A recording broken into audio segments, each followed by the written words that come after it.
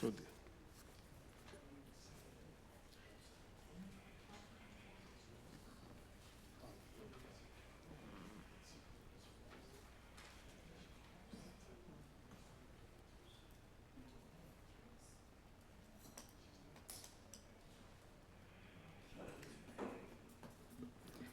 All right, we're going to go ahead and resume and come back into open session.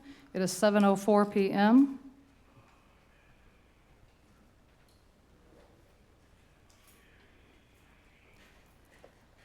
Okay, agenda item number 7C. I was calling these numbers off wrong because I had the wrong numbers apparently in front of me on a second agenda that I was looking at. So this is item number 7C. Review, discuss, and consider the second reading and final approval of resolution number 2024-444, approving the following Keene Economic Development Corporation Type B EDBC projects approved by the Keene EDBC-B Board, the purchase and installation of pickleball courts, the purchase of electronic signs, and the purchase and installation of security systems for city parks. So moved. you want to go? Okay. You I made move. the motion, so I just said so moved. Is that, Oh. Okay, we have a motion on the floor. Do we have a second? Second. Any further discussion on this motion? All in favor, raise your hand. Note that Mr. Johnson is absent out of the room. Motion is carried. Agenda item number 7D, review, discuss, and consider the applications for appointment to the Keene Economic Development Corporation Type A EDC-A Board. Hey, good evening, Council. The Keene EDC-A Board currently has one vacant position and one member who has since resigned since I sent you the packet. Okay. So Carl Wright is currently served a 3-year term that is supposed to expire in March of next year. The applications of Bud Finley and Rolando Colindres-Brun were received and reviewed by the board at their regular called meetings in May and June. As of this week, Bud Finley has pulled his application, so that just leaves Mr. Rolando Colindres-Brun. Let's see here. Mr. Colindres-Brun is an engineer, and he has over 20 years of experience working and consulting with manufacturing businesses. He is a longtime resident of Keene and is eager to get busy with and helping with the EDC-A board. You have been provided a resume as well as the list of the EDC-A board, showing that we have now only 3 members, and we have a vacant position, and then, of course, the unfinished term of Mr. Wright, who has resigned. So for tonight is for you to consider his application. EDC-A board has recommended his appointment. He just needs to, I guess, be approved to fulfill the unexpired term or as part of the new term. Did you say we're just considering the one person tonight? Just one. Mr. Finley did withdraw? That is correct. Okay. And then do we have a term that we need to appoint this person to? I noticed there's 2 terms here. Correct. My personal recommendation is to have him fill Carl Wright's term. That will expire March of 25. And then maybe if he wishes to continue, reappoint him for another 2 years. That way it makes the the number of members who expire after their term kind of even. Okay. Because right now the president is the only one that will expire in 2027, and the others, all their terms expire in 2025. Okay. Council, do I have a motion? I move to appoint Mr. Rolando Colindres-Brun, is that how you pronounce the name? Mm-hmm.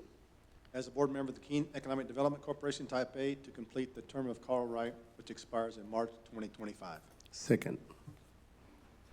We have a motion on the floor to appoint Mr. Rolando Calendros-Braun as a board member of the Keene Economic Development Corporation Type A Board to complete the term of Carl Wright, which expires in March 2025 by Foster, second by Gutwa. Any further discussion on this motion? All in favor, raise your hand. Motion is carried. Welcome. He is here this evening. Congratulations, sir. All right, agenda item number 7E. Review, discuss, consider an ordinance to provide for an exemption from property taxation for qualifying child care facilities in accordance with section 11.36 of the Texas Tax Code. All right, council, this is the second time this has come up on the agenda. We discussed this before, but a couple of you were absent. So what this is an exemption that we can offer that has been approved by the state to give a tax exemption for like property tax for any facility that wants to come into our city that meets certain requirements. They have to be a child care center that participates in the Texas Rising Star program. They cannot have a homestead. And I think that's pretty much, and one of the things, I guess that's pretty much it. So right now, we have 3 daycares that are in Keene, none of them of which qualify. So at this point, if council decided to approve this ordinance, it's not going to impact our taxes in any way at this point. Is Yes, ma'am, go there ahead. any reason to pass this? I'm not, KISD has a daycare that's up and going. It's going to be a while. So at the time, if we happen to have a business that wanted to come to Keene that was come under these rules and regulation, couldn't we go back and do the rule then, or pass the ordinance then? I believe we could, as long as the state still approves it, yeah, as long as it's still, the So we state could do hasn't it at changed. any As long- time? I don't think there's a time frame for So- passing this now versus later. We could wait until that came up. Yeah. It could be if somebody found out about it, it might encourage them to start one versus trying to ask us for some benefit later if they'd already know it existed. And, Well, if they knew it existed, then, you know, they could come then Yeah. and ask for it. I just don't like to add things if they're not really needed Yeah. at the time. The only reason to do this is we did get an update in our packet this time that we didn't have the first time, and it talks about some other cities. Alvarado has not considered it. It said Venus has not considered it because they don't have any child care facilities on their city limits. Dallas County did not adopt it. After they did consider it, Waxahachie passed a 100% exemption after figuring out that their annual tax revenue they might lose is up to $30,000. And Midlothian considered it, but the motion failed. So the only benefit is now knowing that these people haven't, it could give us an edge and make us look more business-friendly, personal-friendly. We have all these developments coming in that are gonna have families, they're gonna have children, we're gonna need childcare. And I know we have Keene ISD, like you said, that just started, but I'm sure he'll fill up, and then there could still be a demand for more childcare on top of whatever his building, his capacity is. Yes, sir. Maybe these other municipalities are know more than we do, a little smarter about it, and they're passing on this, I think. So, It could be, or they're having the same dilemma that we are. It's not, they don't see it as being a viable thing, and they don't see it being useful to their town. I don't know, we'd have to reach out and Cons- ask them, but, Oh, yes, Mayor. Mr. Goodwill. I know in the previous meeting, the mayor did say that she does run a daycare, but by passing this, it's not going to benefit her in any way financially. And also the school year just started a daycare, and as I know, it's about customer service. You can have Keene as a school having a daycare facility. If their customer service is not meeting the parents' requirements, they will take them to Cleveland, or they will take them to probably Joshua, or they will take them somewhere else. So by passing this, you are giving an option to somebody that wants a company, or people even from Kenya who might want to be able to fill the gap that that is in our surrounding areas. And it might make Keene unique because we have a lot of schools. And as we know, the school now is kind of getting more students who are interested to come in because of more rooftops that are coming down the line. And by waiting and saying maybe somebody, maybe in 2 or 3 years, we'll try to search on, by the way, our ordinances are online. You can search on the city website and say maybe childcare tax exemption. And right now we have none, so then nothing will come up. So by having it, it's just a seed that we are planting for some of the people who might take risk, because the margin in daycare is not a lot. It's a lot of headache. But by just giving this option, we are giving some of these businesses that will try to help also the school that has a daycare to have an option. Because even right now, we have daycares in Keene, a few, that some of the parents, they are aware of the school's daycare, but they rather go to different daycares within the city limits. So by having this option, I don't think it's going to be a threat to the school current daycare kind of services. So it's just an option that we are going to give the parents who are going to move to Keene to have more options. If they want to go to the school, well, they can take kids there. If they want to go to the neighboring cities, it depends on the price and the cost. Thank you. I would like to make, Go ahead, Ms. Beeson. oh, go ahead. Sorry. All right, Mr. Foster. Councilman Good, well, I'd like to know what percentage would you like to give them? Under this, Not up- the minimum is 50, so. Yeah, the minimum is 50. So we can look here, Waxahachie, they pass 100%. I'm asking you, what percentage do you think you want to give away? I think 100% will be okay. And this is not the benefit to the company or whoever is going to run the daycare. We are seeing Waxahachie, they are giving up on 30,000. We are having all these rooftops that are coming in Keene. And some of the parents, they normally try to kind of figure out, where do I take my kids for me to be able to drive maybe to Fort Worth or Dallas to work. So having more options makes it easier. What if somebody wants to open a daycare, on this side of town? Because It's a long ways to Waxahachie, though, my friend. You're saying? It's a long ways to Waxahachie. Our competition is not Waxahachie. No, I'm saying we are using the figures. They had to give up 30,000. But the benefit that comes with it, it's just like the tax freeze for seniors. There was some kind of resistance. But the benefit that it gives some of the realtors here who are selling these homes, it's another tool to invite young parents who have kids to come to Keene, because our surrounding cities, maybe they haven't figured out the advantage of having these little benefits to the business community. So you just made the point why I was against the tax freeze for the seniors, because you just said that the young kids will come here so they can pay the tax revenue for the seniors who aren't.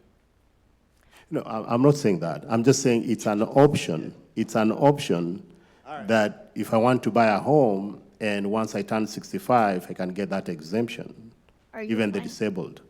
Are So you it's- planning on opening a daycare? No, I don't think so. Just a You have to have a big business. I'm just saying, I talked to some of the parents that are moving. I'm seeing a lot of people are moving south. So we are talking about people who want to risk. You see people opening businesses in Keene and moving to other areas. Once they find out they can get more benefits in the surrounding areas. So there are some few things that we are unique. Our water rate is over the roof, and other things, and taxes. So what else can we tell somebody that if you come here, you can be able to drop your kids and just go to work, maybe go to the school here or go to Fort Worth without driving a long distance? All right, Ms. Gillen, would you like to speak? Samantha Gillen, 218 West 4th Street. Council, City Manager, Mayor. The first thing is that there are a lot of businesses who would like to come into Keene. So if you're going to start offering incentives to a daycare, you need to think about the coffee shops. You need to think about other types of businesses that want to come here as well. You don't advertise them on the website with some kind of an incentive to come here. When I brought people here that wanted to put businesses here, this was before Mr. Betla, they were shot down almost every time. The business wouldn't be able to come here for one reason or another. There were never any incentives at all for any of them. So when you start doing that and you just put one on there that you're going to give an incentive to, you're leaving out a whole lot of other nice businesses that we need here in Keene for our citizens. I, for one, was made to put in a $5,000 sign between two trees where you couldn't see it from coming from either direction, and a $7,000 parking lot with my business that I had to put out of my own pocket. There was no incentives to help me with a sign or help me with a parking lot. And so I'm just saying, when you think about other new businesses coming in here that would be a great asset to Keene, you need to start thinking about a lot more assets than just on a daycare. So if you bring that can of worms open, then it's going to be a lot of people wanting to come in here, and you need to have incentives for them as well. Just my opinion. Thank you. Yeah, the only reason this is under consideration is because the state just recently made it available to cities to adopt. So this is a policy that they put forth. If they put forth a tax exemption for coffee shops, we could do coffee shops. If they put a tax exemption for some other piece of property, another type of business, we could do that as well. What they've offered is a tax exemption for childcare centers, and that's why this is on the agenda. This was recommended to us by our attorney. The information was given to him. He gave it to us. We're passing it to council. Would you like to speak? Deborah Singer, 410 Pecan. Along with what Councilman Gutfall was saying, this is not just to bring in business, it has to do with the moral fiber of our community. Of the Western world, the developed world, we do the least for our children, among the least. And a lot of places have subsidized childcare, which we don't, I'm not arguing with that. But we need to do something to make childcare affordable and make it quality. So I see it as being part of our moral character, and I can be so self-righteous. But I mean, I see that it's more than just a business decision, I All right, think. thank you. Mr. Easley? General question. I know that the daycare would bring in property taxes. Does it bring in sales tax at all? No, they're selling a service, So so there's it's not going to there's be, no yeah, gain- it's not there's taxable. No gain in sales tax. No, It's just a what loss it's in doing is property tax. bringing traffic into our community, like Mr. Kuba said. If there was a daycare center here, it's servicing the people that maybe live and work in Keene, or the people that pass through Keene that work elsewhere. A lot of my clients, they come from different cities. I have people that come from Joshua right now to my daycare.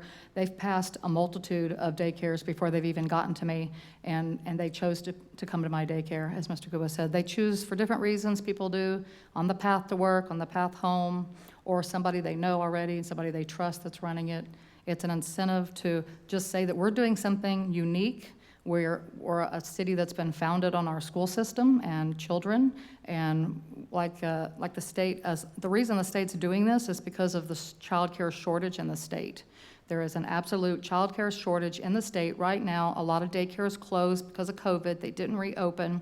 Childcare is a very high expense for most people. It's almost as much as their house payment.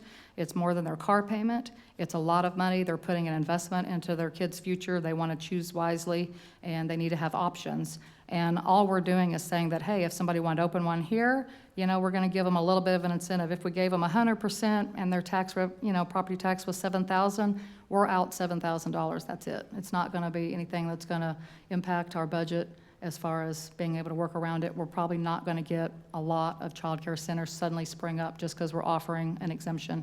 And we can offer as low as 50%. We don't even have to do 100%. And it's just an incentive for somebody to come in and start a business that is going to benefit the people that live and work here, like I said. Okay, just to complete my, thought that the way Councilmember Rob Foster kind of brought up about the tax freeze, I can say that it's not about just giving the business a break. We took care of our seniors, and I participated in that, and I can say, when I go back, they say there's a relief, even though the insurance is shooting over the roof. We are doing this for Keene kids, and there are a lot of kids coming. There are parents who are going to buy these new homes that we are planning to put online. And when we do this, what you don't realize is it's not just giving the tax break or whatever it is, an incentive to the business owner. The traffic that drives to that business, let's say you have 50 kids, 200 kids, it depends how big the building is, how somebody wants to invest. All that traffic that comes to that business, those parents tend to buy things around that area. Maybe they forgot about the milk formula. Maybe they forgot about the diaper. Maybe they are going to go to Dollar General. They are going to go maybe grab some maybe coffee or something like that. There is power in traffic. And the number one problem we have in Keene is not that we can't sustain most of the businesses.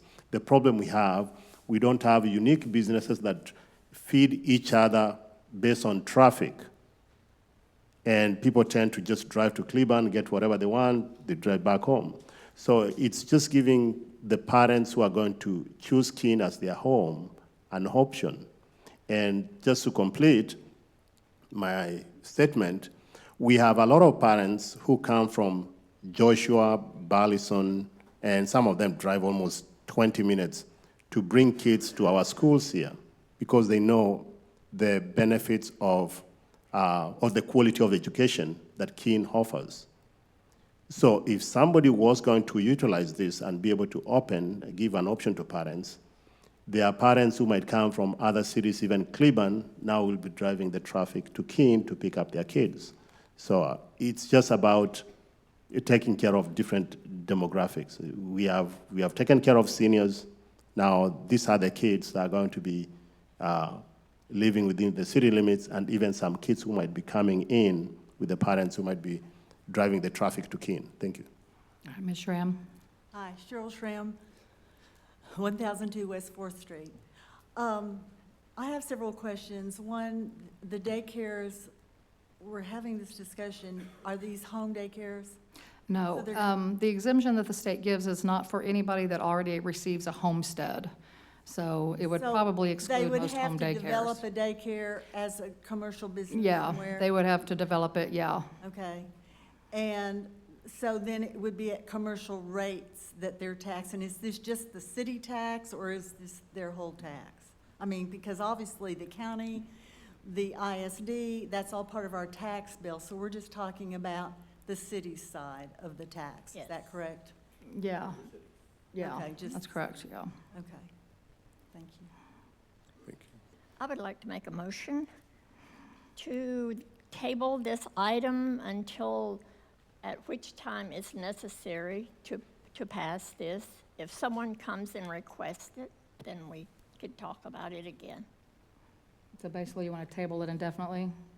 No. indefinitely. Can't we do that? If you You can do it- table indefinitely, it kills Yeah. it, is my understanding. I'm sorry? No, like, it kills it good forever. So if you want to bring it up at a later time, you just make no motion. All right, no motion.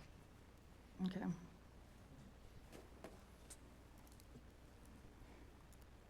Any other discussion on this motion or on this non-motion? I just have a question. So what percent will you be comfortable with? For me, I was suggesting 100%. What will you be comfortable? I mean, minimum is 50%.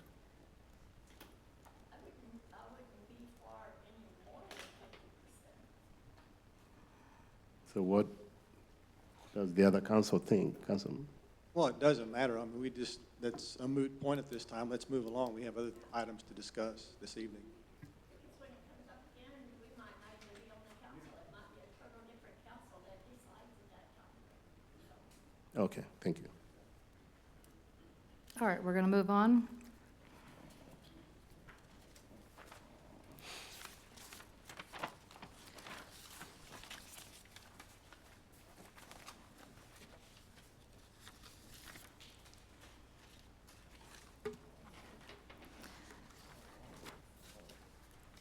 Okay, this is item 7F, is that right? Because this number's wrong on my page here.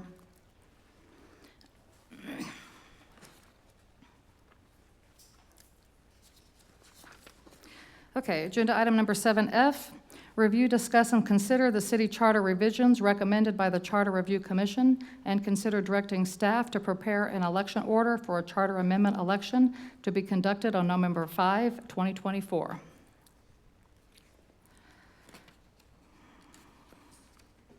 All right, so council, I don't know how you want to do this. We had 12 revisions, it looks like, that you have to recommend to possibly move forward.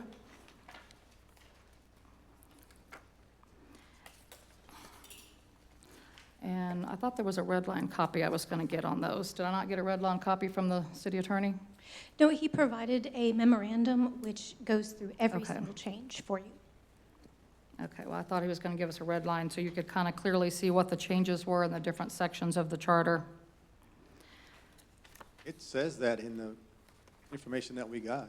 It has- Well, it's a memorandum, like she's saying, where it gives you the section and it says the current charter language, and then it just says the recommended charter language. It doesn't really tell you what the changes are. You got to sit there and kind of flip back and forth and match it up to figure out what it is. We were asking for a red line copy, I thought Mr. Bells did, where the city attorney was going to just like show where he crossed out something, where he added something, so we could kind of clearly see the changes to make it a little easier to go through all these pages. All right, council, I took a training last week, and in my training that I learned, whenever we make these kind of big decisions like this, including this one having to do with charter changes, just like it had to do with public investment that I was there for, the questions came up that our trainer suggested that we ask ourselves is, why do we need this? In other words, what problem are we trying to solve? And how will this benefit the citizens of Keene? So as we kind of go through these, those are the two questions that we need to keep in mind. As you look at each one, now you're going to look at it at a clearer head maybe than you did, I don't know, a few weeks ago. I'm not sure when the last meeting was. And I'm not sure if this council even wants my opinion. I wasn't on the committee. Do you even want Mr. Goodwin and I to speak, or would you rather us just be quiet and y'all just vote it? Because we already had a quorum present at these charter meetings. Have you already decided that this is the changes you want to put forward for the voters? Actually, And we we don't wanted need you to and Mr. discuss it? Gutwall present at the meetings for your advice.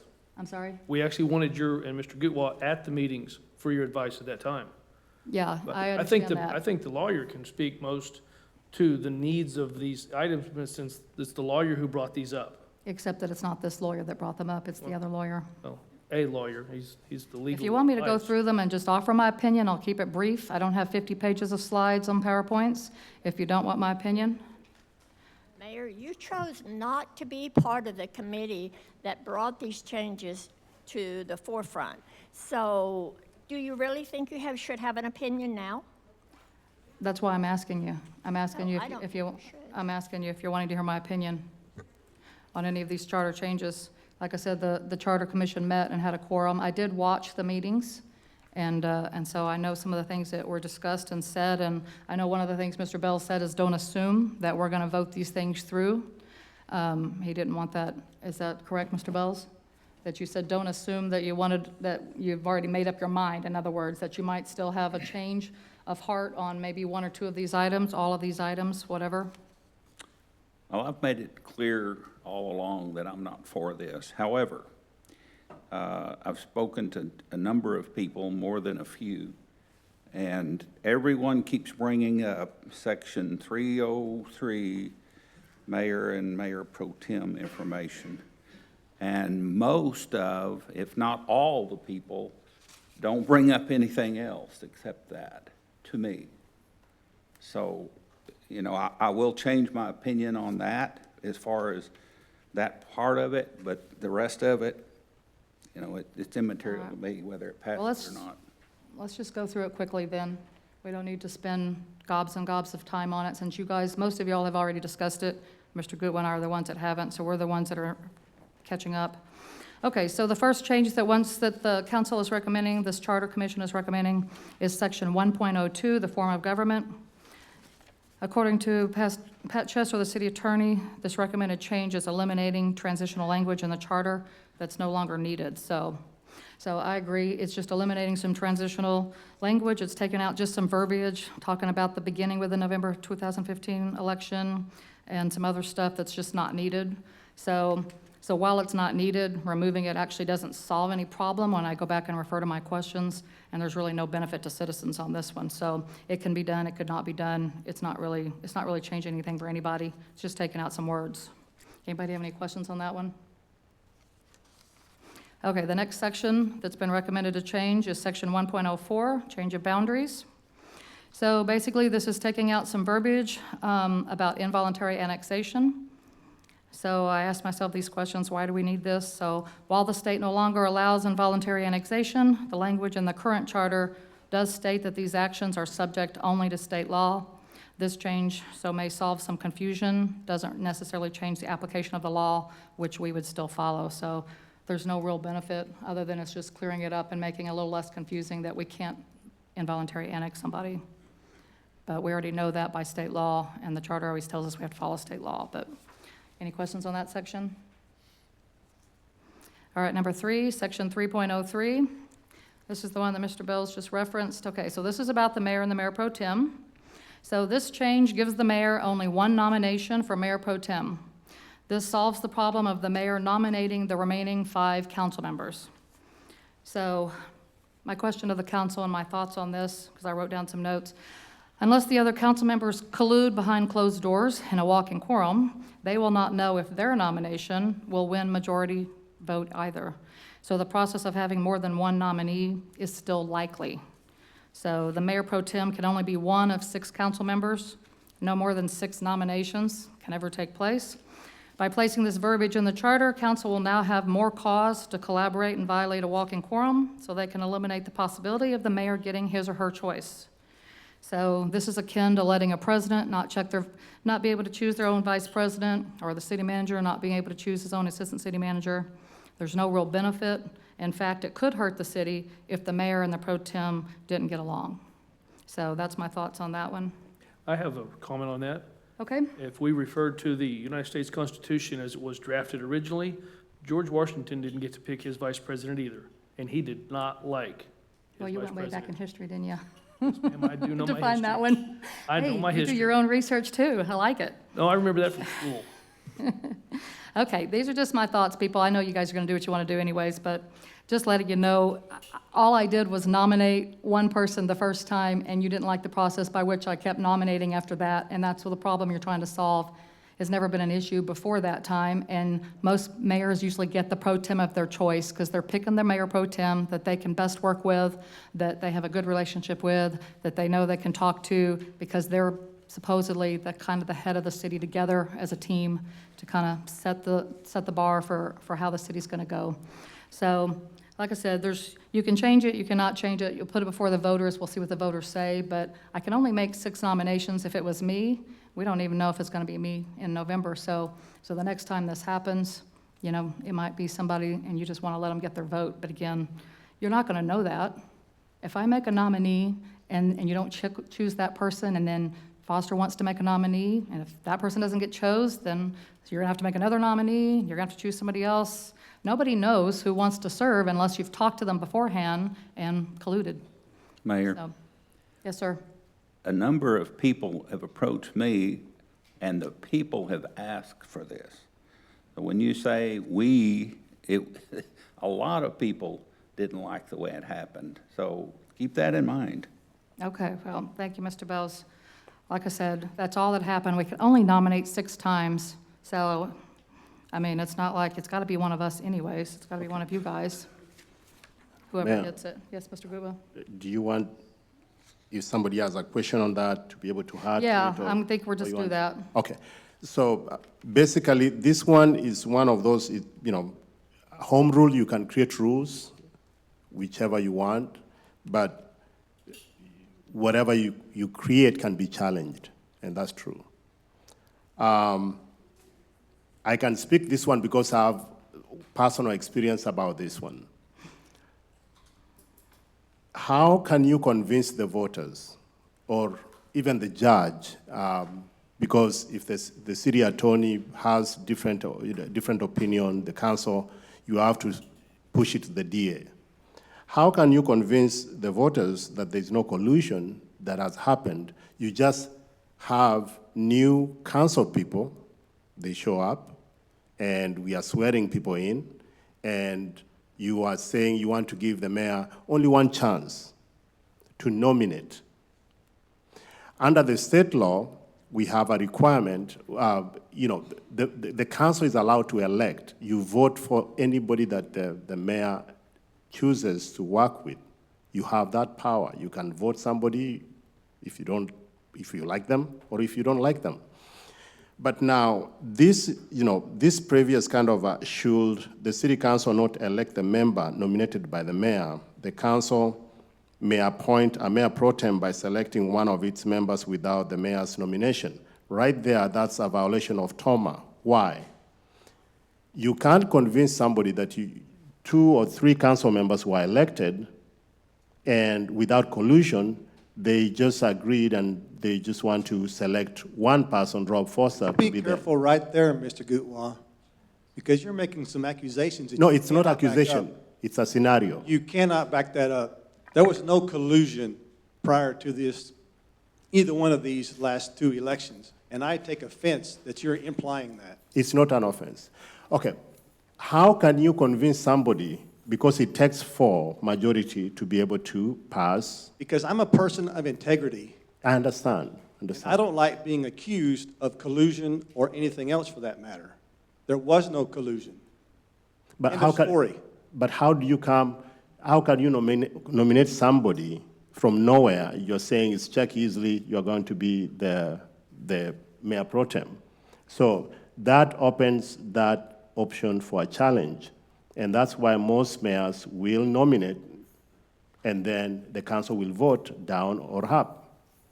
It just, the person that you just passed can challenge you through the DA, and you have to prove that you do not collude. How do you come up with that? Most people choose not to. How is he going to prove that we did collude?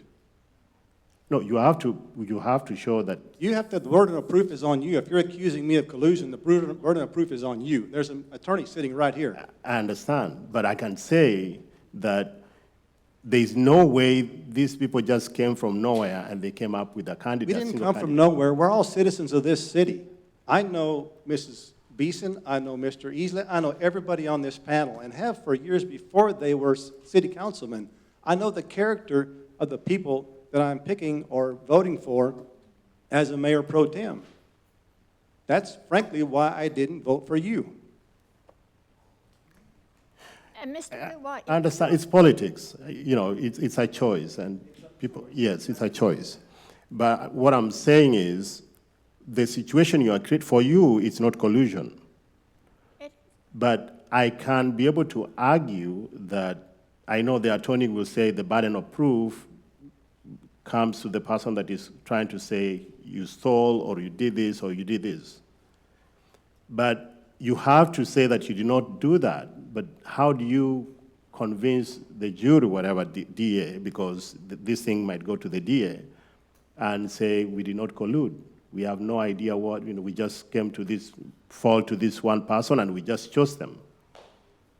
Mr. Gutwa, just like Lisa, you should have been part of the commission. If you had such strong feelings, you're the one that recused yourself from it. And I gave a reason why I recused myself. You didn't want to be part of it because I'm sure Lisa asked you not to. Are y'all talking of collusion? That's not correct. Let's talk collusion here for a few minutes. That's not correct. Under the TOMA collusion, it takes 4, because that's a quorum. So you are setting up, if I say that you must have agreed, like it has happened to me twice, you guys, but I never had that option. But whether you win or not, that's not the issue here. The thing is, the lawyer has to go and say, we did not collude, everything's okay. You are spending money, taxpayers' money. And then if it comes to that, then it's a violation of TOMA and it's null and void. You have to go back again to square one. It doesn't make sense to you right now, but I'm just saying it's an option. And you can be able to, fight it or ignore it, but somebody has to come up with that kind of conclusion. Council, you do remember the first time right after I ran for mayor and I chose my pro tem for the first time and I chose Mr. Gutwa, there was a motion made to deny it. It was a motion to not appoint. And that was a motion that I had served on council for 4 years that we had never made before. And that's where we're looking at, how can that be? How did that come to be? That a motion was made to deny someone or to not appoint someone from the very first time, if there wasn't some kind of a thought process to some of the council or the attorney before that, because he had it on our copy of our agenda. It was on a red line, and it's never been on a red line before to make a non-motion. In fact, it's a violation of Robert's Rules of Orders to make a non-motion. You either make forward motions or you make no motion, You can and motions deny- dies and fail. Deny a motion, Mayor. Yeah, but we made a motion to not appoint. We didn't make a denial. We made a motion to not appoint Mr. Gutwa, and that was the motion that was made. And that's a backwards motion, not a forward motion. And I did have a conversation with Mr. Cooper, and he told me that he had been told that Mr. Gutwa did not live in Keene. Let's don't talk about Mr. Cooper, because he's gone and he I can't know, defend and himself. I respect But that man Lisa, very that much. is a lie. I'm still telling you That what is he a told lie. me that No, it's a night. lie. And he made the motion to not appoint Mr. Gutwa, and then it was seconded, and then it was passed by this council. And he told me the reason why he made that motion is he was told that Mr. Gutwa did not live in Keene. And after that meeting, I explained to him, well, he does live in Keene, Mr. Cooper. He can't not live in Keene and be on the city council, because that's a requirement. And he went, oh, okay, I didn't know. And he was confused that night. He was sick. And yes, and he was dying, and it's very sad, and I'm sorry, but that is what happened and stuff. So, and that was on the very day of my swearing in. And then I made the motion the second year in a row to also appoint Mr. Gutwa, and he was denied because his wife worked for my daycare, and that was the excuse that was given. So the first time is he didn't live, or he didn't work in Keene, was what Mr. Cooper thought he was voting against, but he got confused and said live. But it was because Mr. Gutwa didn't work in Keene. That's why you guys denied him. And then the second year, you gave the excuse that you denied him because his wife works for me in my daycare. It's pretty obvious why the people want it changed. You guys up here squealing about it so much. Mr. Gutwa, you want to be a mayor pro tem so bad you can taste it? You're going to come up here and squeal about this? Are you Gutwa kidding never me? asked me to be mayor pro tem. Okay, I did give my reasons. There is no requirement to say that I can't perform the job. When we gave Ray Johnson Mayor Pro Tem, did we ask him if he can perform? Yeah. Council member, The people elected him to perform. yes, but when they elected, when we nominated, we went through everybody that was here. And some people gave reasons. I can't do it because we we even nominated the late council member, Cooper, and he said he can't perform because he was sick. So there's an option you are given. Can you do it? And you give reasons. And I did not need to give any reasons. But I was aware of the workings that went to that made that decision possible. And it's sad to say that even the city staff got involved to convince the council not to take that because Be it's scared. careful. Do you have proof of those allegations? Yes, yes, sir. You have proof Yes. that the city employees colluded with the council? They have done that. Produce it, please. Please, I'd like to Yes. see that. Please They have produce done it. it in many years. So I'm aware of that. And it's the way the system works. We have two systems. So if I come and tell you if you elect this person, everybody will quit, what does that mean? You are scaring the person not to make their personal judgment on a decision.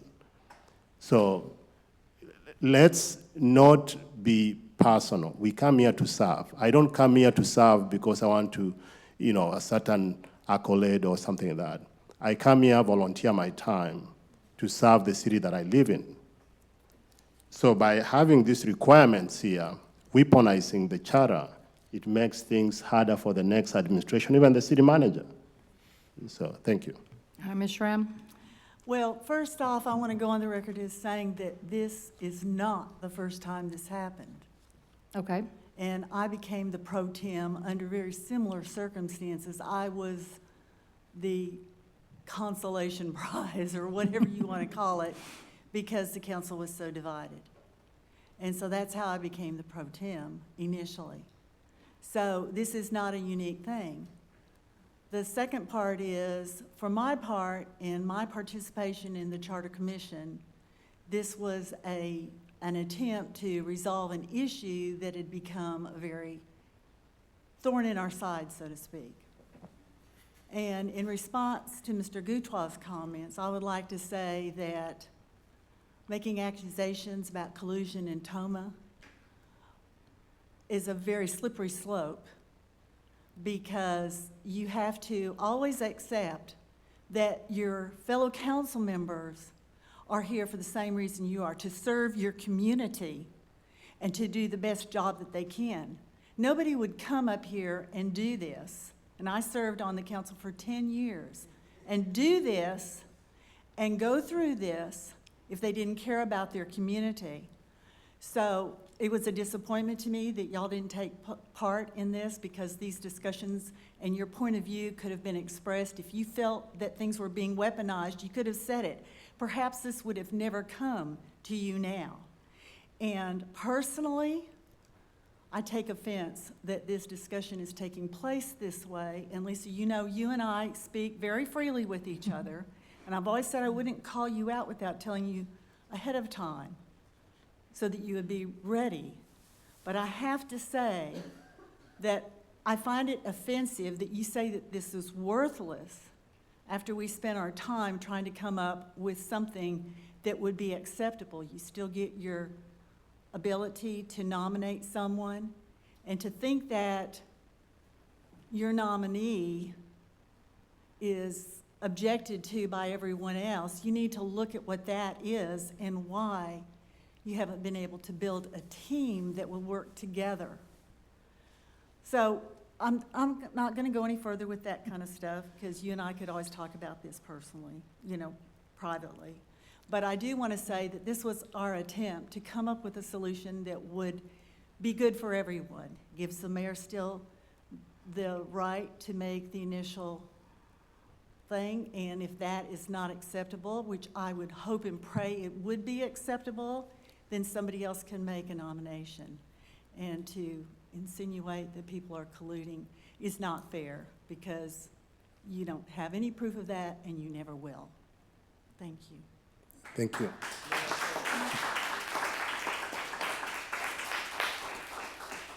Okay, Mayor, and thank you. We want the input like that. So I had my own opinion, because I have to vote for it. I can vote it down or vote it up. So I have to explain myself why. I'm not saying that you say something wrong. I'm just saying the reason why I'm bringing these things. I'm saying we are here to look for the taxpayer. And if something is on a borderline that can be challenged, we'd rather bring it now and say, the voters will ask us, do you look at this and ask all the questions? Yes. So when they vote for it, they know that you looked at it without being partial. And me personally, I've told you, electing me, nominating me for mayor pro tem, whatever position it doesn't bother me. You have seen in the past the mayor pro tem that served under you when you got in, a few years they quit because they take it personal. So it doesn't bother me, but I'm just looking for the sake of the future council. It takes 2 years for us to come back and fix this charter again. It costs a lot of money, both to advertise it through the newspaper and also to pay for the elections.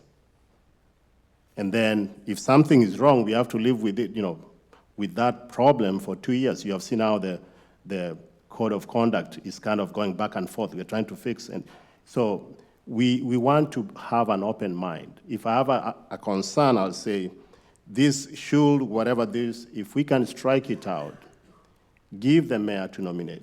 She can nominate anybody here. If she nominates Rolf Fossa and people vote Rolf Fossa down, that's okay, it's a democracy.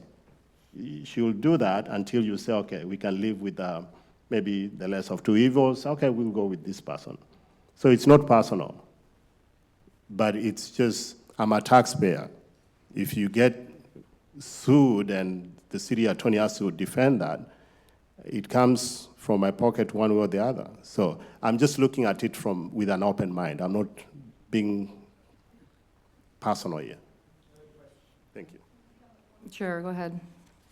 I got so agitated about this Toma thing, I forgot my other point.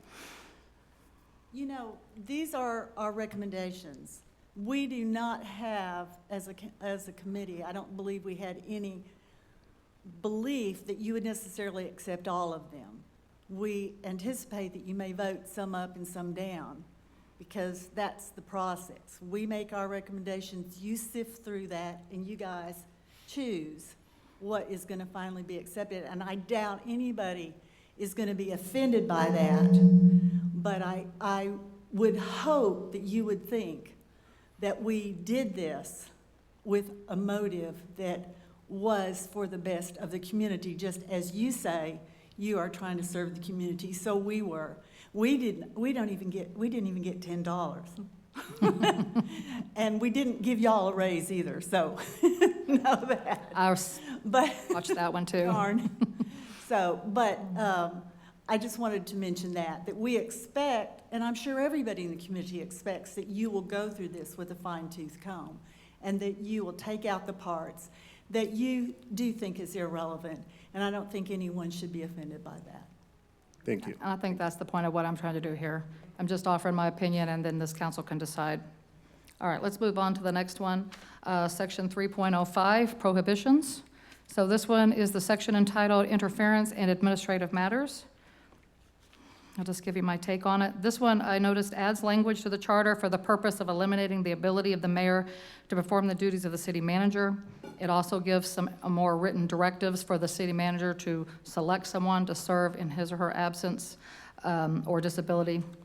And this is being done, of course, we know, because I invoked my right per the charter to break a tie, which appointed me interim city manager. I think we can all be open and honest with each other that that's what it is. So, which means 2 people would not have been promoted, and we would not have purchased the much-needed fire engine for our city, because those all took place when I was interim city manager. So, Did you vote for that? no, but I did do a lot to facilitate that purchase, and you cannot say that I didn't. Sunday morning, and the fire chief knew about it an hour before your meeting. Yeah, that was really up and aboard, wasn't it? Thank you, Ms. Beeson. All right, so just so council knows, there is no conflict with a mayor being an interim city manager as long as the mayor is not receiving a salary. And that's the one thing that Mr. Chester failed to tell you when y'all were having this discussion during your charter that I picked up on. I did not receive a salary during the 28 days that I was officially the interim city manager, or the previous month that I unofficially also ran the city. So I gave up my summer break to do this job for free. And despite what message you want to promote, I did it well. No one quit. The city didn't fall apart. In fact, the city got better. Goodness. Yeah. Go ahead and argue with me if you want, but that's fine. So as long as the majority selects a person to perform the duties, then there is no issue with the wording of this section. They can select the mayor, or if the majority didn't want the mayor, they select another person. So that's the democratic process, majority rules. So you can change this, not change it. There's really no benefit other than you just want to specifically make sure you're taking out the option that the mayor can ever be an interim city manager, but the majority can still make that decision anyways. They really can. I mean, that's what could have happened anyways. So any questions on that one?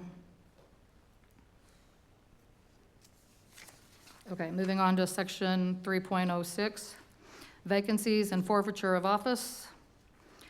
All right, this one is kind of delving into some uncharted waters.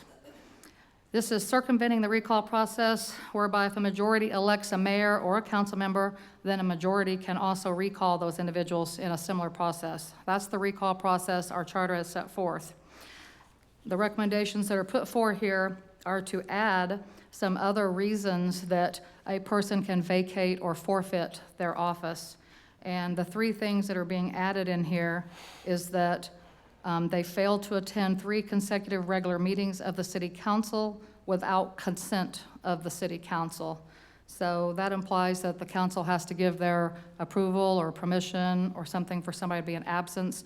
It implies that the majority of council could choose to not excuse somebody's absence. I would hope that would never happen with this council, that if somebody like Mr. Cooper was here again and had some kind of extended health disability, that you would decide that you're going to hold their feet to the fire on this and say, hey, we're not going to excuse that absence and we're just going to kick them off. But that's one clause that you've added in there. You've changed the language that the council gets to approve somebody being absent from a meeting. The other change that you have added is that if a person is convicted of a felony or a misdemeanor crime of moral turpitude while in office. So on this one, I'm looking at this and I'm thinking to myself, so after a person files an application, they invest their time and money in signage and campaigning, perhaps even participating in a forum, and after they're elected, council can then what? Get them charged with some misdemeanor, or the other option they have is to use some alleged violation of the code of conduct to remove them from office, even if that's against the will of the people. So I'm a little concerned that that could be your plan. No, this was actually the language that the lawyer gave us. I understand. Not, well, you're making it. It's excuse based off me, of what you may I told the finish? lawyer. May I finish? Go ahead. You are accusing the council members that were on the Charter Commission and the Charter Commission of doing this, hold on, by ourselves. We were led by an attorney at law. We did not come up with this wordage. He did. You talking about the moral turpitude? The whole thing, from top to bottom, every item in here, the lawyer came up with the words, not us.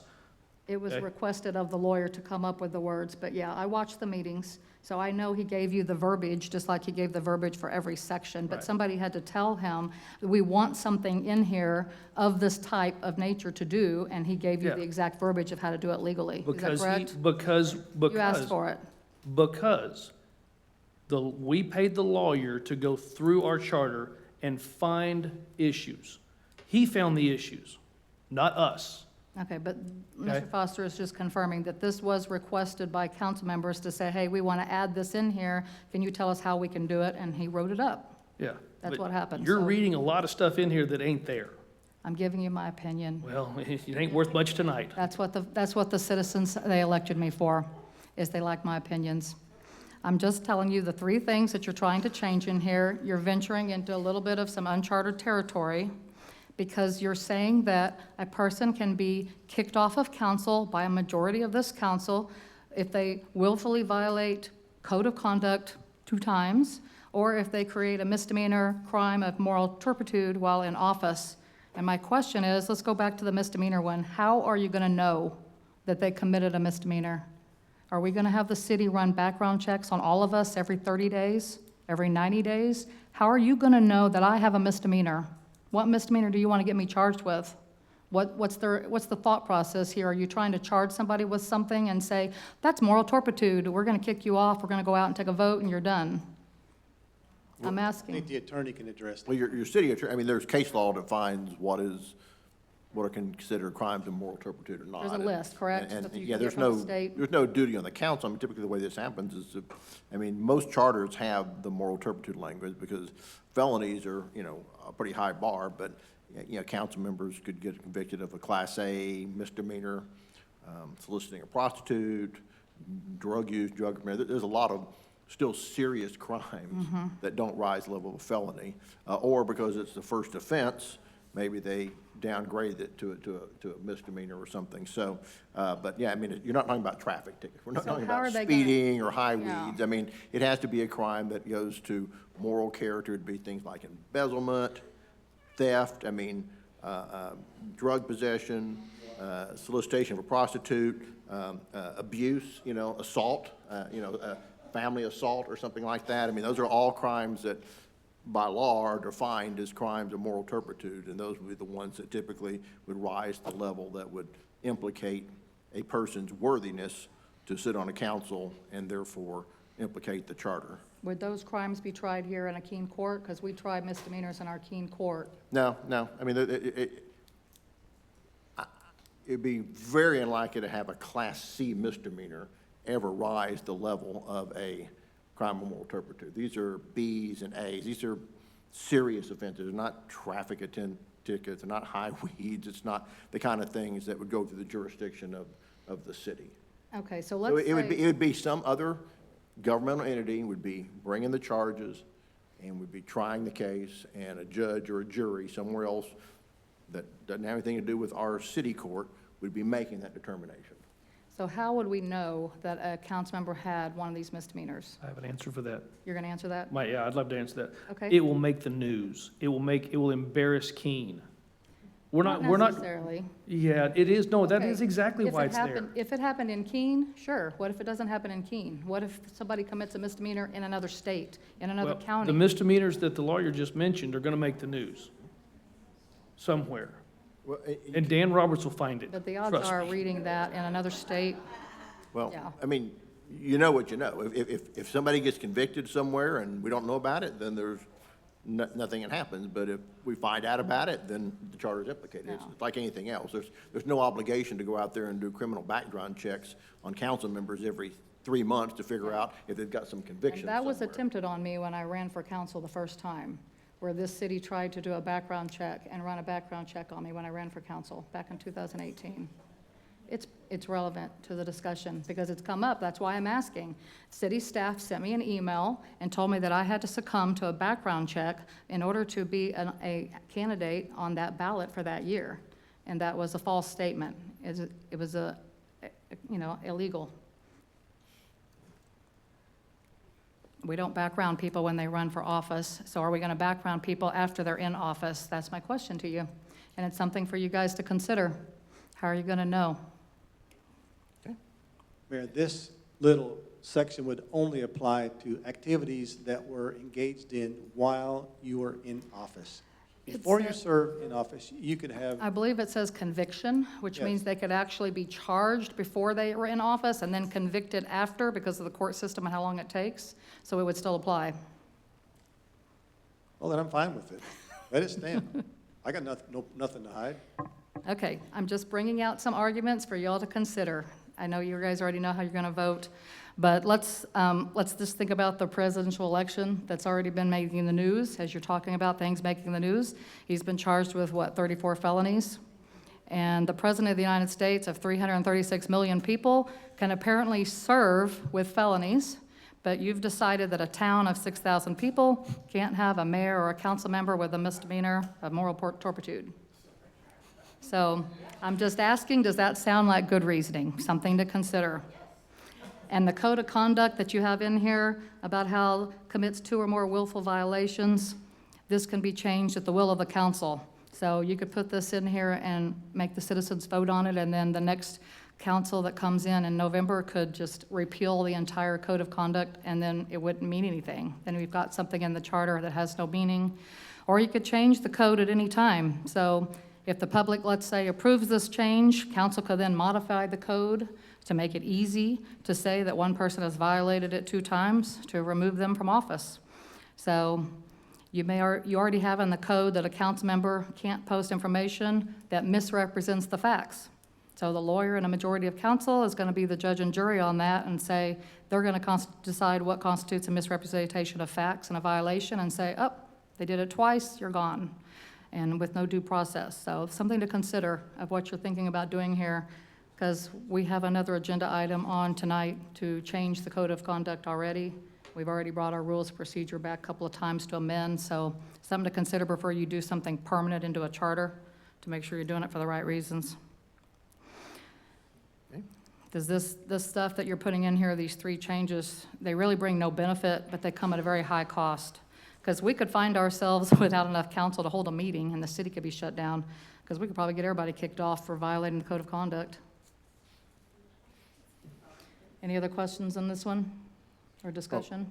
Mayor, I have a question. So number 5, I know the original one is convicted of felony while in office, and then we want to change it, is convicted of felony or misdemeanor crime or moral turpitude while in office. So even me, I'll agree with the mayor that the way it is here, there is a reason why they had just felony, because it makes it easier to be able to use the felony other than these other things because they can be misinterpreted. Okay, number 7, committing 2 or more willful violation. I just call this one a very perfect loophole that the council is trying to create. And as the mayor has mentioned, the code of conduct or the council rule of order and procedures can be repealed. Now you might have majority. Just a few months from now, you might have the minority. The majority might say, this is just too much, we want to just repeal. So, and then you'll have things here that are just hanging, referring something that used to exist, but that doesn't exist. So we just want to make it sweet and simple. But if I see something and I'm like, okay, it makes sense at the moment, but in a few months, it will be obsolete because we want to have teeth. But, majority can change all these things within a very given time frame. So for me, I would say 3.6, actually, if we leave it the way it is, it will still serve the purpose. And I agree with you, there are some that needs to be changed as we are going down through the lines. Thank you. Okay, moving on to section 3.08, meetings of the city council. All right, so this change is to change special meetings being called, instead of being by 4 people, to be by 2 people. And according to Mr. Chesser, this helps prevent the claim that the city council violated TOMA, the Texas Open Meetings Act, when calling a special meeting. So we all know why this one was included. I made the complaint that 4 council, within 3 business hours of each other, put in almost identical requests to add to the agenda to dismiss me as interim city manager, which you all may have found out about because my mail at City Hall got opened. This was done at a time when only I was setting the agenda as mayor and interim. It put the secretary in a very bad position to choose whether to violate procedure and add this item or not. Mayor, this was to come in line with state law. I'm sorry? To avoid a quorum. That's what I'm saying, yes. We don't need to go into all I this agree. background. Let's move on to the next. I agree. So it did put our secretary in a bad position when this did occur, and that's why you're making this change. That's the point of my discussion. It did put her in a very bad position. The secretary had nothing to do with it, Mayor. It's illegal to have 4 people collude on any kind of. It's a violation of TOMA, that is correct. So all we did, boom, abide with state law, So- 2 people, that's enough. Nothing to do with city secretary. We are Nothing to do with fixing it. anything else. No mail opened up, no nothing. Let's move on. So the question for the secretary, her decision-making process was, does she get the mayor, her boss, fired as interim city manager, or does she make 4 council members mad and they fire her? So I agree. You're incorrect on I'm getting to all the last this. sentence of my notes. This Mayor. change has good benefit. If you want So- to keep discussing these issues one by one, that's fine. But I will tell you that I'm this close to just making a motion to approve them all as written, and we'll end this thing right here, right now. You can do that, but we I still know I have to can do have that, discussion but on with it. your permission, I would like to hear you out because Okay. I feel like your point is, but when we hear something that's untrue or your conjecture or your spin on a situation that is not true, then I think when I say we're done, Mr. Easley says we're done, move on, or we're going to vote this thing in its entirety. This is a situation that I personally experienced. I had personal conversations with the city secretary when this came down and Mayor, when this maybe occurred. was I unclear? So I am speaking from firsthand knowledge. So this is not hearsay. This is not something I think I know. This is something I know and I can speak to. Had you been on the council, on the Charter Commission, you would know that that was never mentioned one time. There was not even a hint I didn't say it of was that. mentioned, I think, so why are you bringing that up now? because that's the reason that we're talking about it now. We had a No, it's- problem. Mayor. I'm explaining to the citizens what the benefit will be to changing it. As Mr. Chesser also said, it's going to prevent a claim of TOMA violations. That's by it. Changing the That's all. 4 Nothing to a else. That's it. 2. There's nothing about opening up mail or a city secretary in there. Nothing. It will now be in sync with our rules of order and procedure. It's And in because sync that's with what, state law. End of story. I understand. It was No, in you don't. violation. Yes, I do. It was Everything in else- violation of state law. And so I'm telling you that this has good benefit. So I Next, like this next. one. All I right. like this one. Good. What Next. part of that did you miss? The Yes, part where ma'am. the part where you look like the victim. Yes, Ms. Andrew? That's exactly what I was gonna say. Your spin on it, if you would have been there with all of us, then you could have brought all this up then. I feel like what you're doing right now is you're trying to show up and just make yourself a victim, is what you are making yourself look like. You are making yourself look like a victim, when none of this stuff was discussed during those meetings. None of it. My name did come up in those meetings multiple times. But you are sitting here accusing us of deliberately making these changes because of every little thing that has happened to you. That's not true. You've already had Cheryl Schramm come up here and say the same thing. None of us here really want to be here till 11 o'clock at night. Can we move on, please? I watched the meetings, so I know why these changes were put forth. I heard the meetings. I watched them live stream. You are making accusations I that heard are my name through every incorrect. single meeting. It was either she or You are her or making Lisa or Mayor. It was. Yes, ma'am. I'm not saying that your name or Mr. Gutwaz's name or Joe Blow didn't come up, okay? But we're trying to improve the city function. That's what we're trying to do. So please stop bringing every little bit of attention on yourself. That's all I'm asking. Thank you, Because Ms. that's Andrew. not what it's about. All right, any further discussion on this one, 3.08? Okay, moving on to section 3.09. This is change number 7. This change is on passage of ordinances. So I reviewed this one. I'm not really sure why this one was maybe put in here, but I listened again to the meeting. This is talking about emergency ordinances can be introduced by council and adopted or rejected.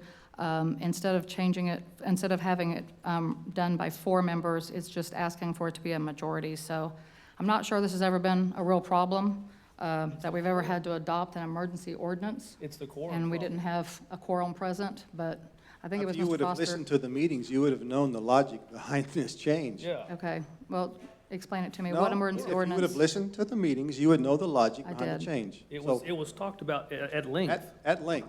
You had 5 meetings and they were 2 hours each, so 10 hours, yes, sir. Yeah, yeah, and this I'm this issue was talked about at length. Okay. And the reason was very simple. I'm sorry, am I supposed to have a photographic memory and remember Well, you everything that was apparently said? do. You apparently I do. have notes and I'm Oh. just reading them. Why are you being defensive? I'm just, And we're not done So? yet. we've had meetings go to 11 o'clock. But it's pretty simple to understand. It says 4 council members. So what is 4 council members? As a It's a quorum. walking quorum. We can't have that. That's why it was fixed. This is just an emergency ordinance, yeah. Still, it that it you would it probably call eliminates during an the emergency possibility meeting. of a quorum. That's it. I believe under emergency situations that sometimes some rules can be exempted. Oh, okay. And you can call for emergency actions to take place and you don't even have to have a quorum. You just have to have a majority. Okay, any other questions on this one? Okay, section 4.09, number 8. Okay, so this is changing the canvassing of election and the declaration of results. Okay, so this is kind of a big change that I know you guys spoke at of more than one of those meetings. This is changing the whole election process from existing plurality vote to a majority vote. So what needs to be taken into consideration here, of course, is the high cost that would have to be now an annually budgeted expense for the city, because we'd have to put that in there, because the odds are that there's going to be a runoff every year, because either one year you've got 3 council running, or the next year you've got 3 council and the mayor running, that's 4 people. So the odds are that at least in one of those races, you're going to have 3 people, and one of them may not earn the majority vote of over 50%. So we just approved spending up to $27,000 for an election that I assume is a shared expense, and the cost for runoff could be just for our city alone. So that's something we're going to have to consider and decide how much money we're going to stick in the budget that we're getting ready to start planning for next month. And so this one, to me, really has no benefit, but just a high cost. Just to bring out a point that just happened recently, we had a runoff in our 58th District Court between Helen Kerwin and Dwayne Burns. And we saw that about 23,000 people voted the first time, and Helen was ahead, but did not have majority. Then they ended up doing a runoff, and then only about 12,000 people showed up the second time, just about half, that voted in the runoff. And this time Helen, of course, was ahead again and got the majority. So the outcome of that race didn't change. It was just extra time, extra expense, extra stress on the candidates. That's the only thing that changed. It didn't change the outcome. So it's something for council to consider. So We did at length in the meeting. I understand. We're here to talk about it again. Well, it was broadcast. I And know. most members were here. So I know, but we're here it's having a redundant. discussion, It's redundant. but only because you were at that meeting. And these citizens may not have been at that meeting either. I don't think Actually, there was, actually, most of them were. unless they were the board He was, members he- that are she sitting was, in the she audience. was. Yeah, Troy was, We are also on live stream, and people from the city are going to listen to this. as were the meetings.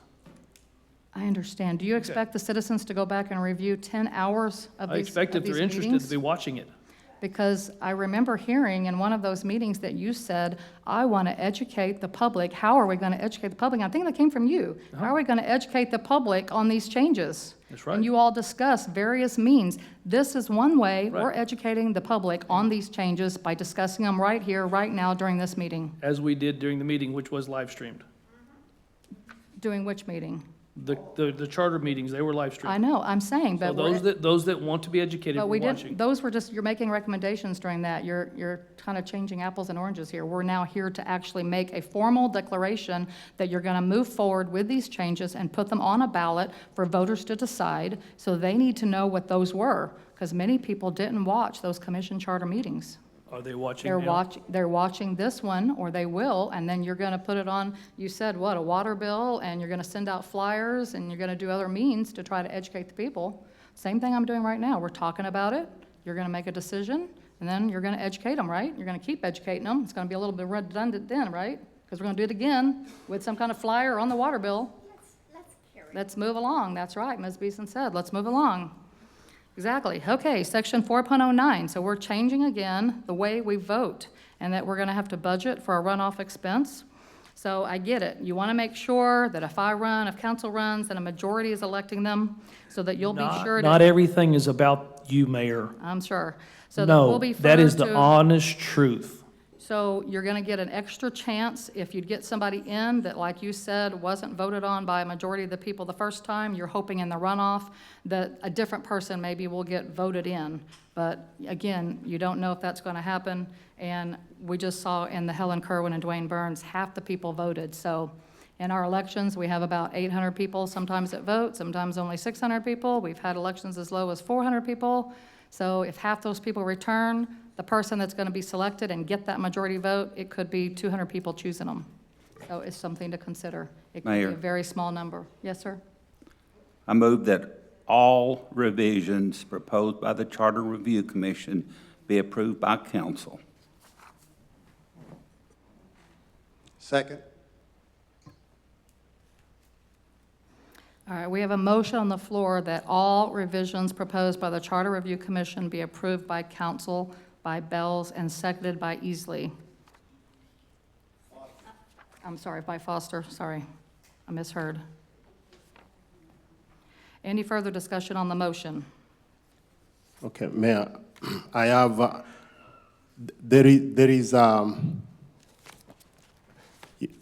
I said, let's not weaponize the charter. It can be a very dangerous kind of a road that we can choose to walk. So we are supposed to discuss.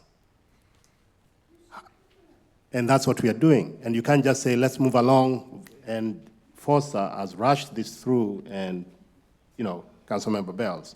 But it seems this is the pattern. But I have to give a reason why I'm voting against this, or I'm voting for it.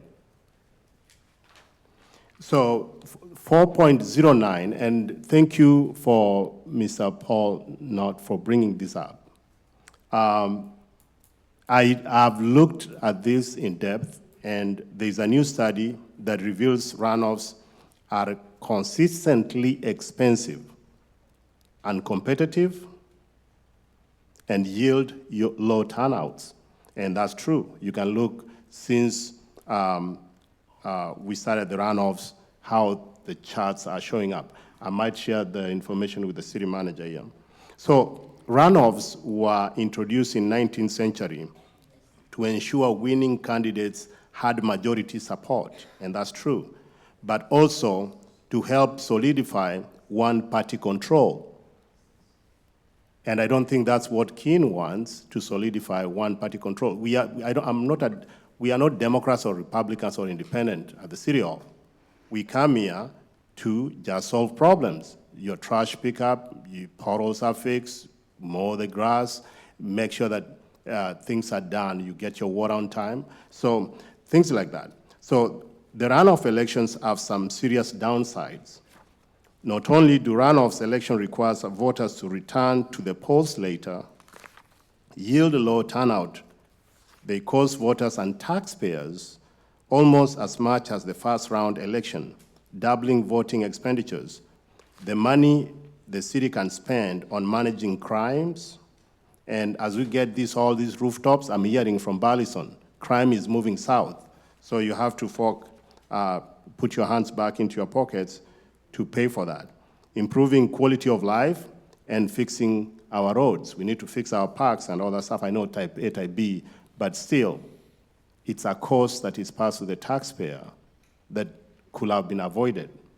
And the mayor has given some reasons. Recently, we have District 58 have a runoff, one of the unique runoffs that we have ever seen in Johnson County because of the dollar amount that was poured in.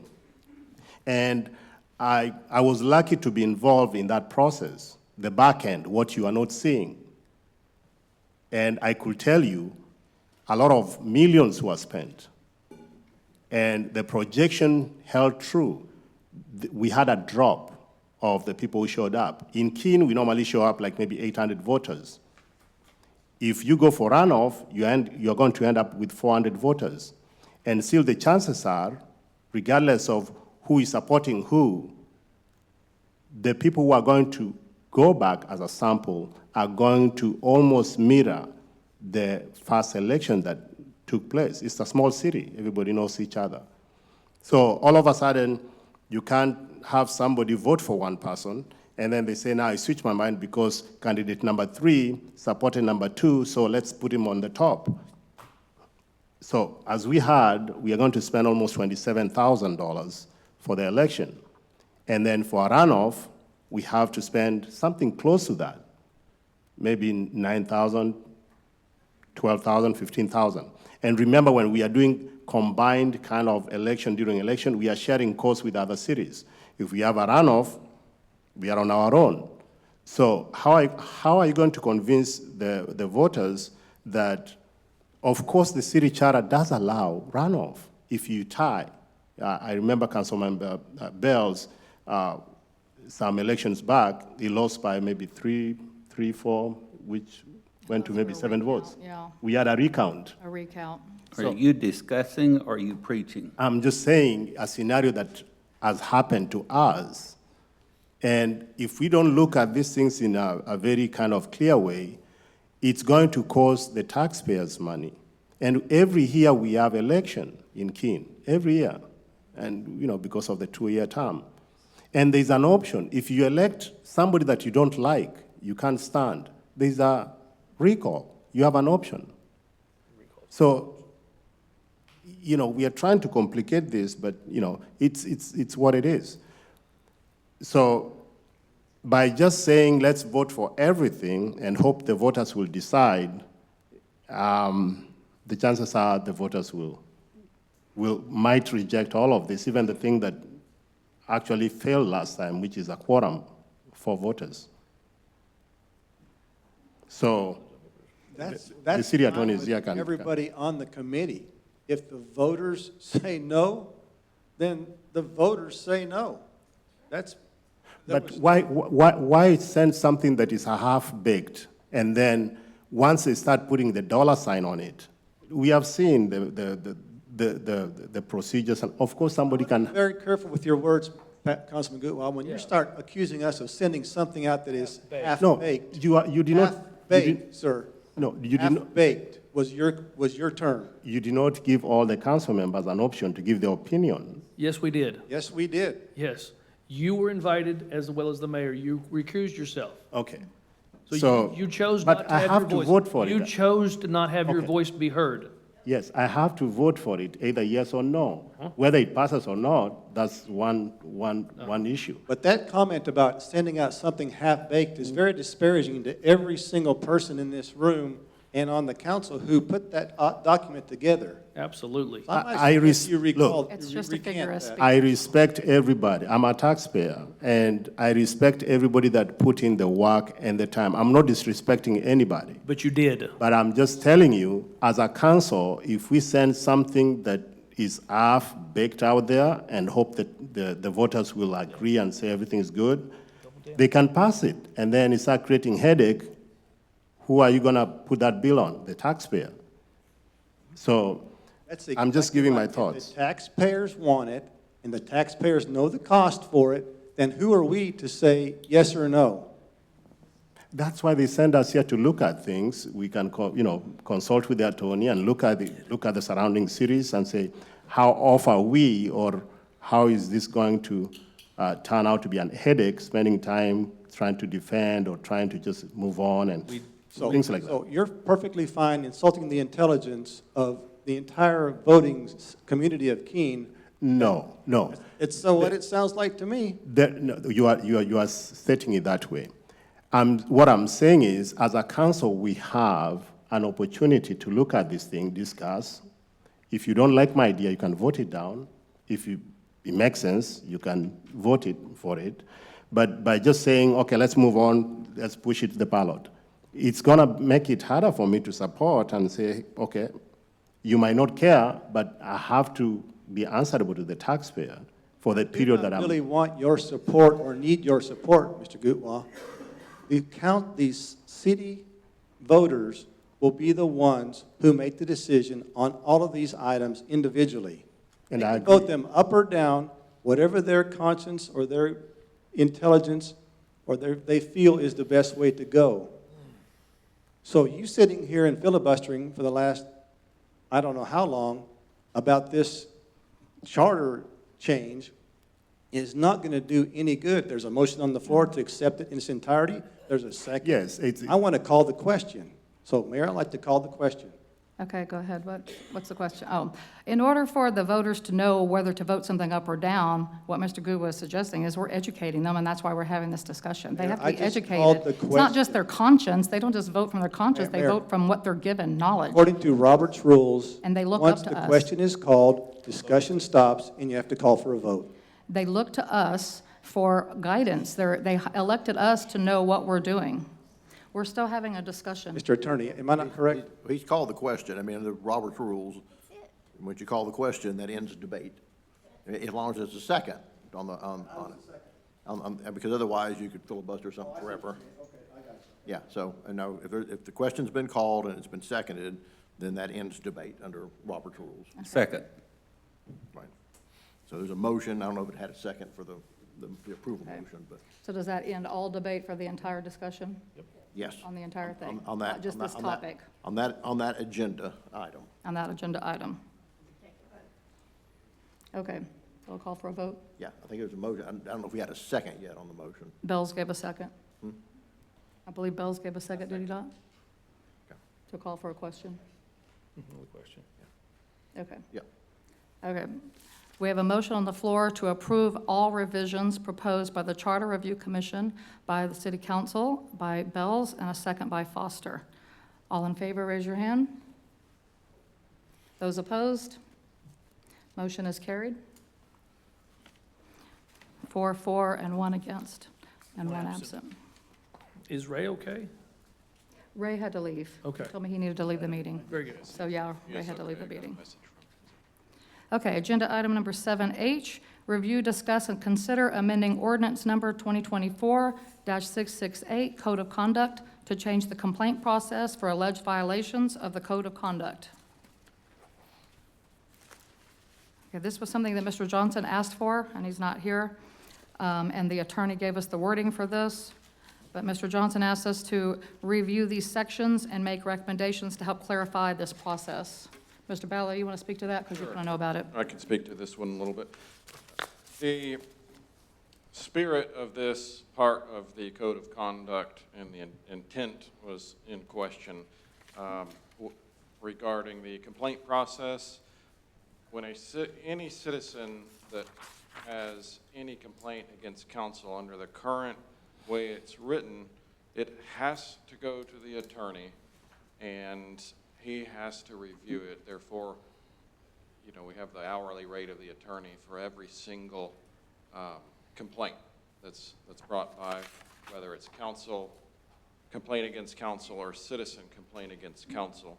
So the question is that council's intent for this section, or did you mean this to be a mechanism under the conduct for council to address a complaint against another council? Does that make sense? That kind of made sense, yeah. Because Mr. Chester explained that to me. He said the spirit of this that he thought he was drawing up was so that elected officials could file against other elected officials, not so citizens could just randomly file complaints against us. But that's what occurred after this, and so it's already run up the city bill, the city attorney bill, because of complaints that came in after we approved this code of conduct and passed it. So council, you have to decide, do you want to continue the system that we have now and just any random citizen can file complaints? Like we had Mr. Chapman here not too long ago that had filed against Mr. Johnson that you guys were objecting to. That would stop that.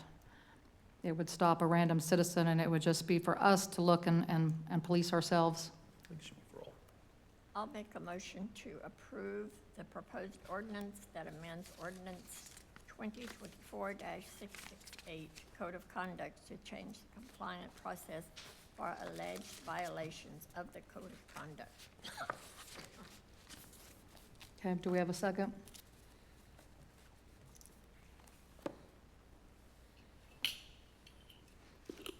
All right, motion died for lack of a second. Any other motions, council?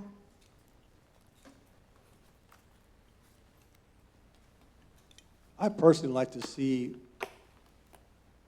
something drawn up and where if a citizen does bring a complaint against a council member, that we handle it in-house. And if it's a grievous complaint, maybe like assault or something of that nature, then it's sent to the attorney. But could we not address those issues in-house and sanction that person ourselves? I mean, that's kind of what we did. What was in there is that it goes to the attorney first, he makes a recommendation, and that recommendation goes to council, and then council addresses it. And that's what we did, and then it just happened to be that the council person that was involved decided they wanted to do that in open session instead of in closed session. That's why I said, I think we should, as a council, Flip it. flip it. I can say I don't know if you can mandate it to be an executive if it's the, No. if the person that gets complained against. if No, it's what I'm not. saying is, say, Mr. Chapman comes and makes a complaint against me, Okay, okay? Then the council would decide if If it was a it's legitimate complaint or sent not, up. to decide whether it was sent up or not. If it was a legitimate complaint and I was sanctioned or sent a letter of reprimand or a public apology or whatever the council decided was sufficient, so you want to do that outside of having an employer, the attorney review it? exactly. But if it was something grievous, much like a moral turpitude violation, then of course the attorney would be involved because that would be grounds for potential dismissal from the council. Does that make sense? Well, I think it's designed for, I mean, obviously, if conduct is alleged to rise to the level of a criminal complaint, you don't bring it to the council, you bring it to the police department. Yes. You know, this is basically just code of conduct. If someone believes that a council member is violating our self-imposed code of conduct, it's not a criminal violation, this is the process to, how is that going to be addressed? Well, I think the event we're talking about was a verbal exchange between Mr. Chapman and Mr. Johnson here in Chambers. And that was what prompted that whole, sending it up, the second complaint that was filed, where I think it should have just been handled in-house, not enlisted the input of the attorney because it was not didn't rise to the level of a crime of moral turpitude or really violate the code of conduct. I mean, it did violate the code of conduct, but the code of conduct wasn't in effect at that time. Does that make sense? So we Yeah. spent some money on the attorney unnecessarily because our little code of conduct says we had to. I'd like to change the verbiage in there to where something of that nature that's not grievous would be handled by us. I'm just wondering if the council really wants that responsibility then to do it outside of the attorney's recommendation, because now you're trying to add it to the charter that a person can be kicked off of council if they violate the code of conduct 2 times. So if you're doing this in-house and a complaint, and then you just want to use that as a, yeah, we got a complaint, they violated it, you might be, you don't know if you did it to the right degree. If they violated it to the right degree, that would call for their, recusal or whatever, their forfeiture of office. So So- would the person who the complaint was written against have the option to say, no, I want the lawyer to tell me if it's right or wrong? I don't know. That's what we can ask Mr. Brown, but Yeah. that's what I'm Does asking. it make if this- sense? Yeah. I mean, He says, no, I didn't, even if 2 or 3 council members said, no, you did something wrong, he goes, no, I didn't, I want the lawyer I want the lawyer's opinion. but He can you could- let one council member make that call without a consensus? If it's the accused party, I don't know. The accused party, I know, has the right to talk about it in open session versus talking about it in closed session. That's part of their rights, but, No, he's talking about appealing to the attorney. and they can have their own counsel present, but I don't know about what you're discussing. What do you think, he'd have Mr. the Brown? right to appeal to our city attorney for a ruling on whether it was a violation or not. That then would overrule the council, because then we have a lawyer saying, no, he did violate the charter. You have a legal interpretation of the charter that takes it away from the council. The council could go, no, he really didn't violate it. Or no, he did, and either way. It tries to save the money on the front end, but gives the accused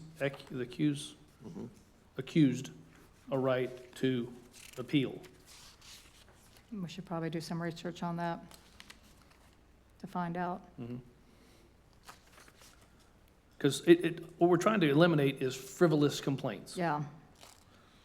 And hopefully the council members up here are wise enough to recognize a frivolous complaint.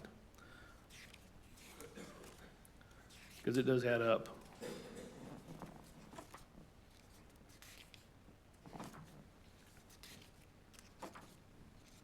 Okay, may I have a question? Go ahead.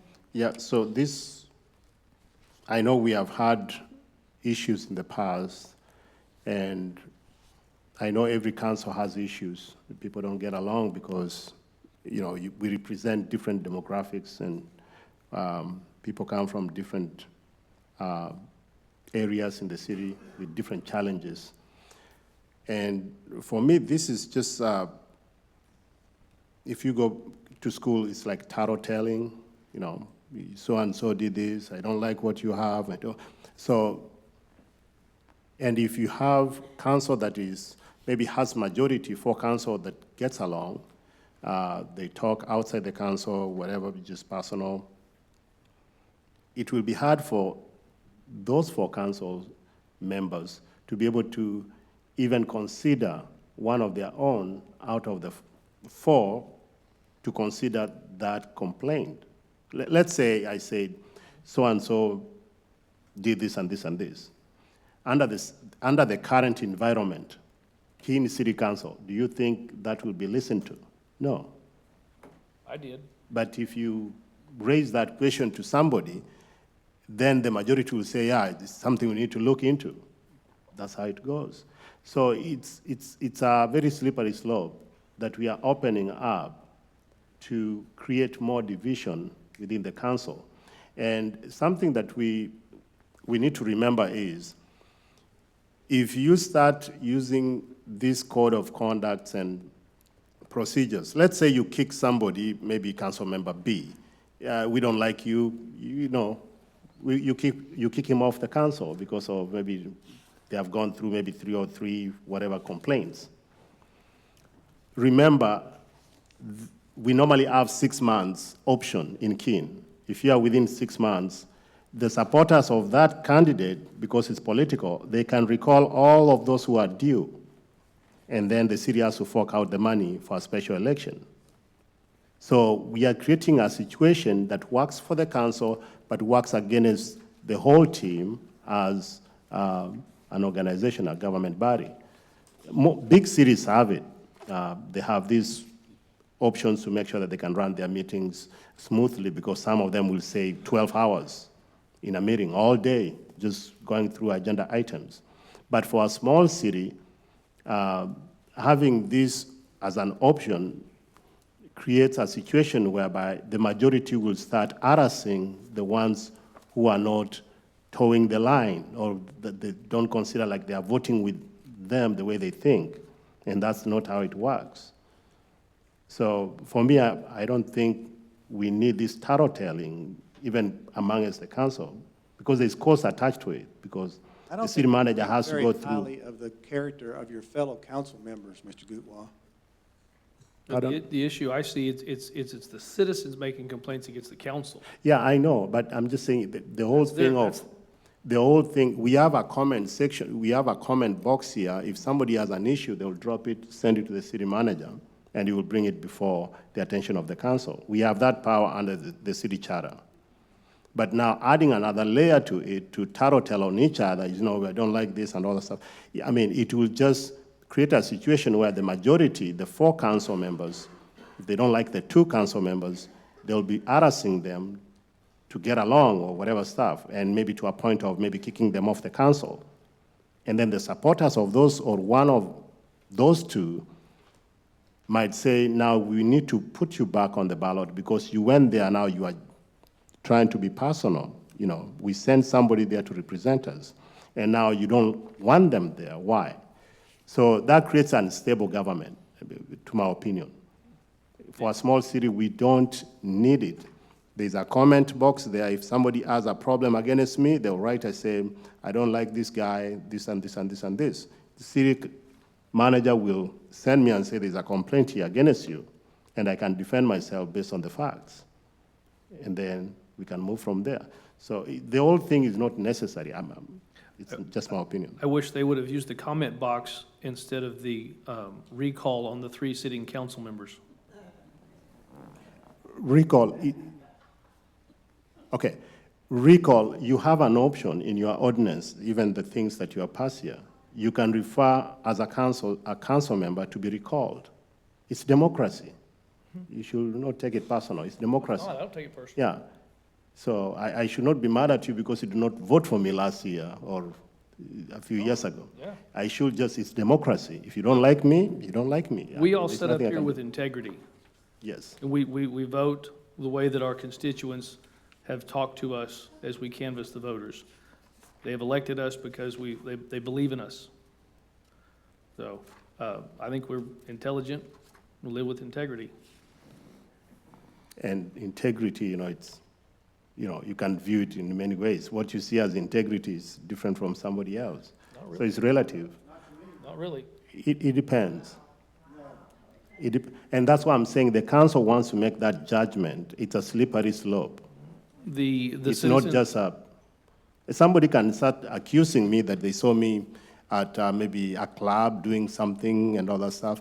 So, okay, that's integrity. So, but you have to prove that that one was me.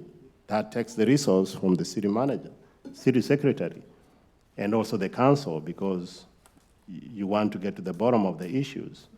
The citizens have trusted me to sit in this seat, and I'm going to do what's right for them. And I'm going to do what's right with integrity in front of and behind closed doors.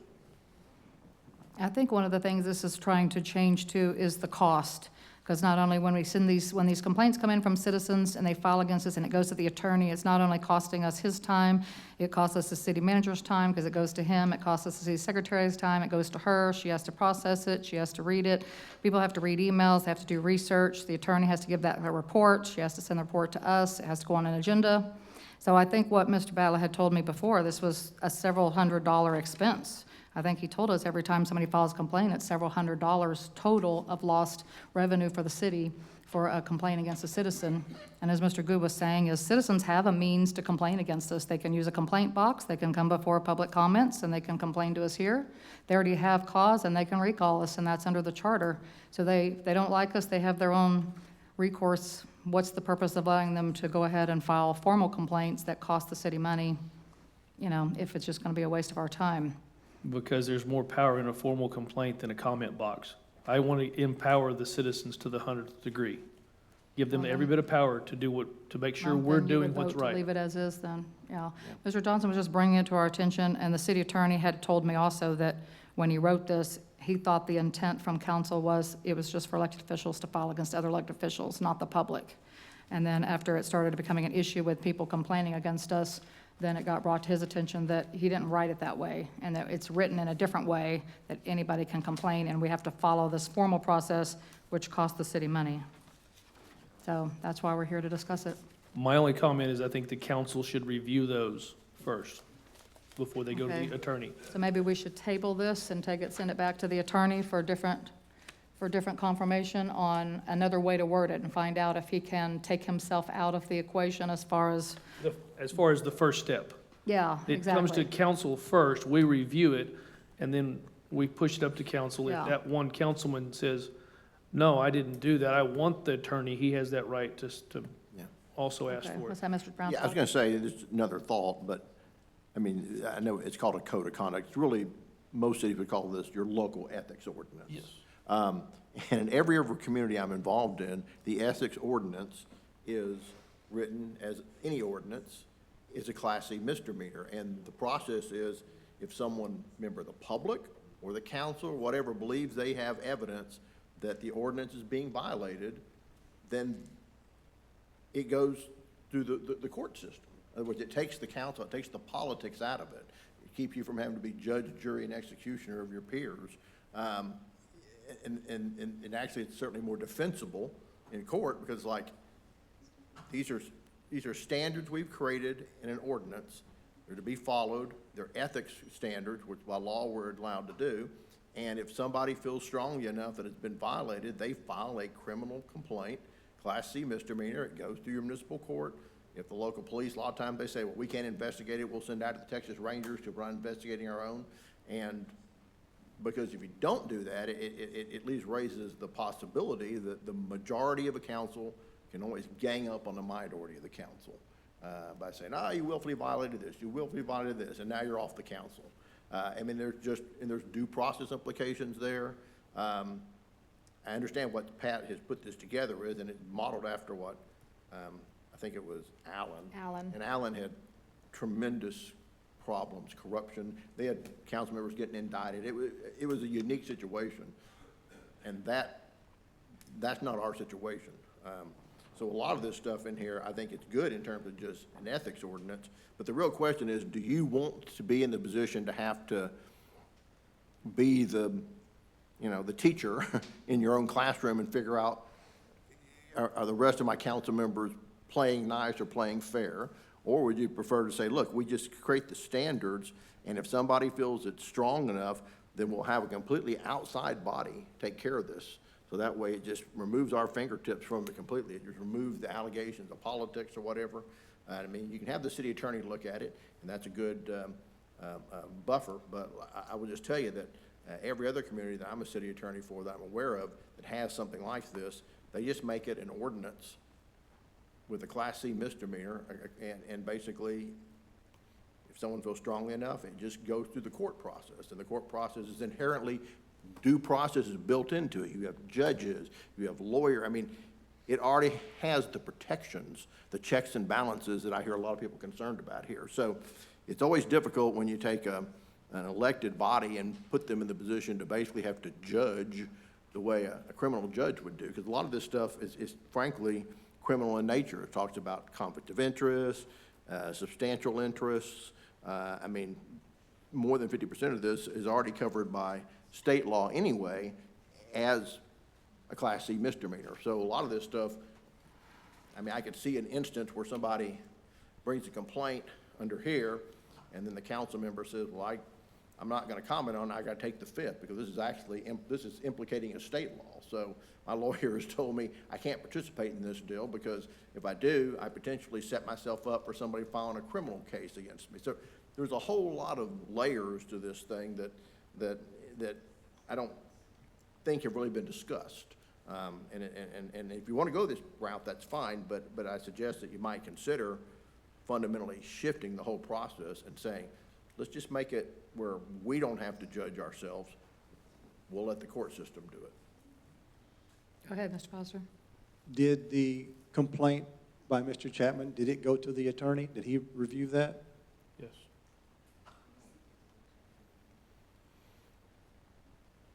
I think that was, I mean, I guess the point is, I know. according to our procedure, it would have been sent to the attorney for him to review. Whether he's gotten back to it or not is immaterial to me. The point is, it's not a misdemeanor. It was just a verbal exchange between two people. So it doesn't rise to the level of a misdemeanor, but yet I feel like it should have been addressed in some manner by the council, which it was. And so that's why I'm saying it didn't need to go to the attorney, because it wasn't a misdemeanor level offense or even it was just, he was out of line, frankly. And so that's why I'm talking about is things that of that nature where it wouldn't, yes, certainly, if it's a criminal case, by all means, send it up the line. But I feel like, as Mr. Easley, has kind of mentioned, that we're men of integrity and women of integrity, and we could police our own at the small level like that. But the way it's written now, we can't do that. Right. And I'd like to change that.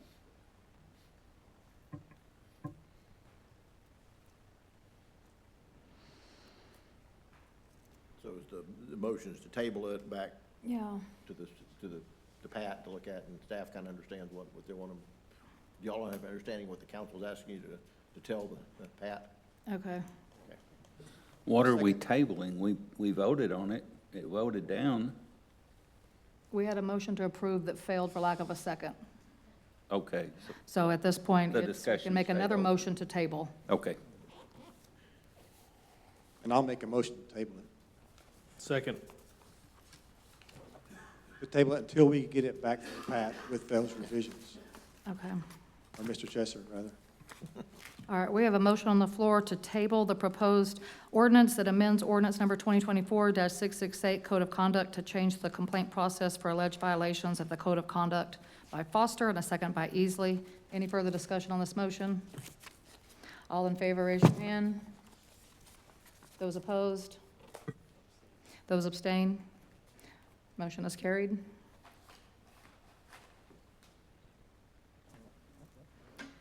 Okay, we already did our executive session. No action was taken from executive session. So moving on to agenda item number 10, request for future items on the agenda. We need Okay. to address that issue that you brought up with Mr. Williams about the investment. Yes, I was going to put that in my notes, yes. I've already sent off an email that we should, at some future date, it's not an emergency, but we should review our public investment policy and follow through with that and make sure we're conforming with state law. And we also have a masonry ordinance. Do we still have that on the book? Should we be repealing that? I understand that the state took away that privilege of enforcing masonry on buildings. Yeah, building materials. Building materials, yes. And we have an ordinance that still requires We can't 50%. enforce that, yeah. So I'll Okay. have to look and see. Do we what need to it is. repeal it? I'll Do we need to bring it back before council to do anything about it, since it's still in our books? Is it still in? Yeah, it's still a viable ordinance, and it's against state law now. Yeah, well, I mean, we couldn't enforce it. And just put it under a consent item in the future. Put it under consent. I don't know what the number is on it, but maybe you can look it up. I'm surprised that, we'll have to do some research. I'm surprised that wasn't redacted years ago. I mean, it was a couple of years ago when that passed, right? You're talking about the Yeah, building materials bills? Yeah. Yeah, I mean, most cities, and what TML recommended was that most cities didn't actually change their building materials requirements. They just, because we keep hearing the legislator, when we talked to local legislators, they said, oh, no, that's not what this was intended because we didn't want cities requiring the builders build and pick a particular product from a particular vendor. And that's what they thought they were voting on. So they didn't really know they were voting on something. You can build anything that the building code allows. Aluminum, fine. Hardy plank board, that's fine. So the TML recommended, don't take all those standards out of your ordinance. Keep them in there. developer always has the right to say, okay, I'm gonna choose something different, because what state law allows. But to take all those standards out and then have to put them back in if the law does change, then you have a problem with people saying, well, I had vested rights. So, I'm not aware of any community that's actually physically changed their building requirements. They've just acknowledged that the developer says, well, I don't want to, I know it says brick, but state law says I don't have to do brick, and we say, you're right. And that's, we just kind of leave it at that. Okay, so you don't think it's confusing to anybody if they looked up our ordinances and saw it? Now, and most folks, most development is dictated by what the market in that area is. And in most places, the market dictates you want to have a product that's nice, and so you use nice material. So it really hasn't been an issue in most places. Okay. But I think that at least TML's last recommendation was that instead of doing wholesale changes in your building materials ordinances, just recognize that if somebody comes in and says, I want to do something different, that you probably have to say yes, as long as it's in the approved list of building materials in the building code, national building codes. Okay. Yes, Mr. Foster? Yeah. Okay, what's that? I noticed we still have about $24,000 left in our sidewalk fund, but I'm not seeing any more sidewalk being put in. So I'd like to go ahead and just get that zeroed out and get some more sidewalk built down by the public school. Okay. Anything else, Yes. council? Yes, Mayor, just for the record, the ordinance that we are talking about, that we are just going to leave for the time being, it's section 154.42, exterior masonry requirements. Under, is it Muni Code Library, something online?